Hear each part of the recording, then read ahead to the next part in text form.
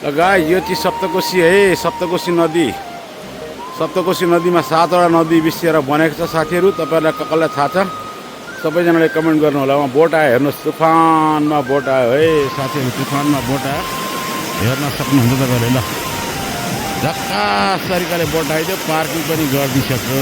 दामी तरिकाले पार्किङ भएको छ गाइस। आउँदैछ है, आउँदैछ। हेर्नु होला है, हेर्नु होला है, तपाईले पनि हेर्नु होला। यहाँनेरि बोट आइसकेको छ, बोट आइसकेको छ। ल गाइस बोट आइसकेको छ है।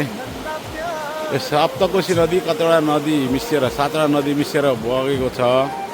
तपाईहरुलाई कसलाई थाहा छ यो नदीको नाम सबैजना साथीहरूले कमेन्ट गर्नु होला है।